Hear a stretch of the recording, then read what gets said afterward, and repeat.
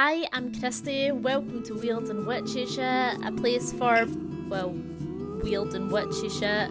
Here we talk about everything from the magic of yoga, rituals, tarot, crystals, astrology, self-love, mental health, spiritual stuff, spooky things, and anything of the mystical variety. So if that sounds like the kind of shit you're into, then you're in the right place, my friend. Welcome to the Coven.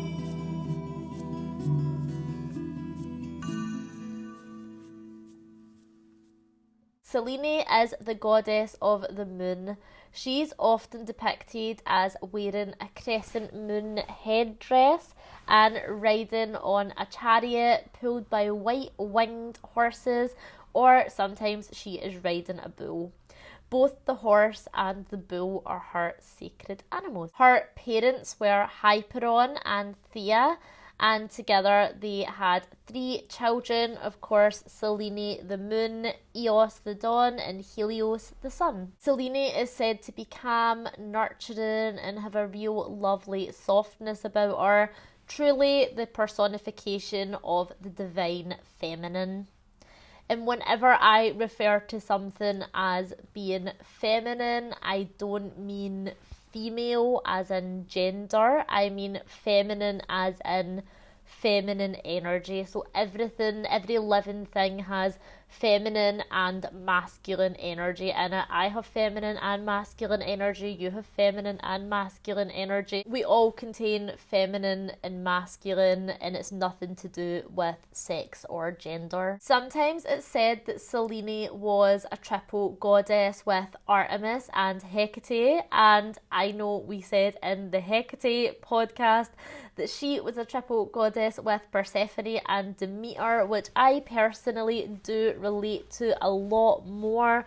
But as with everything in Greek mythology, the truth is super cloudy and always open to interpretation, so who knows. One of the most popular stories of Selene is that of her and her lover Endymion.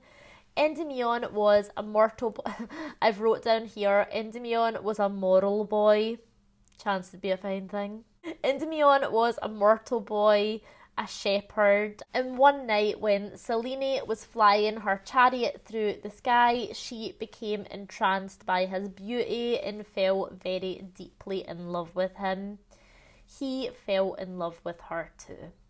Of course, some problems are going to arise when a mortal, aging human being and an immortal moon goddess fall in love. If you're a Twilight fan, you'll know the problems that can arise when a mortal is in love with an immortal, and that being that ultimately the mortal is going to age and die, so they can't be together forever. So Selene decided that she would go to Zeus because he had all the power to basically do whatever the fuck he wanted, and Selene asked him if he could grant her lover with immortality because she couldn't stand the fact that one day he would die and she'd be without him for all of eternity. Zeus, seeming uncharacteristically kind, agreed that he would grant this wish for the pair, but listen, if you're ever approached by a god or you approach a god and you're asking for a favour,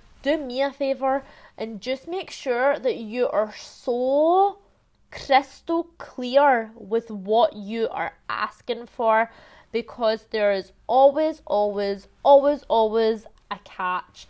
Read the small print. And the catch here was that Endymion would be granted immortality but would be placed into an eternal sleep. So he was in a place between life and death. The eternal sleep didn't stop the pair getting spicy though, because Selene visited Endymion every night, and together they went on to have 50 daughters known as the Menai, and they are goddesses of the lunar months. I actually read one interpretation that was so beautiful that I had to include it. I just thought it was so lovely, and it was that Endymion was actually the personification of the sun, and every night Selene would visit him, he would be asleep because the moon was there, but every day he would visit her and she would be asleep because the sun was there, because the sun and moon can never truly be together, so both of them thought that the other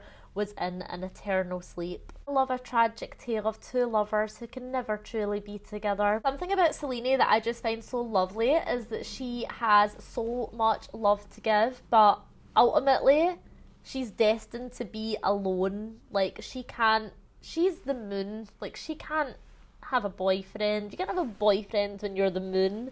Like, but even though she is such a loving, kind, nurturing, soft, lovely energy, she doesn't let the fact that she has to be alone ever harden her. Every night without fail, she'll light up the sky with the moon and give us that soft, beautiful, feminine, loving energy.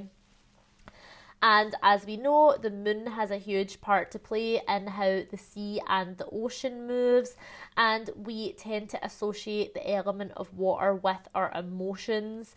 And for that reason, I feel that Selene is very emotions based. We even notice it ourselves as the moon changes. If you follow the phases of the moon, you might even notice it in yourself and moods and stuff. Like, you know how people always say, oh my god, when there's a full moon, people are acting fucking wild, like that type of thing. And the phases of the moon are also often compared to the phases of our menstrual cycle. So again, I'm really connecting her to this divine feminine energy.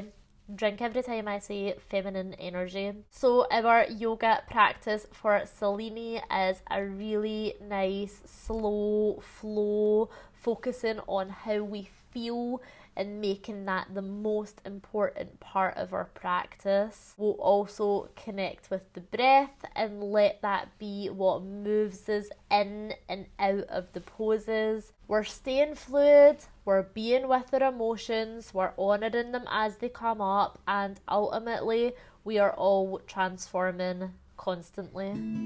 If you'd like to continue the conversation, you can get me on Instagram at Kristies_Coven. That's KRISTYS_Coven. You can also find me on YouTube at Kristy's Coven, where I post a lot of free yoga classes and shit like that. And I'd love to have you join, because it's not a coven if it's just me. And until next time, bye!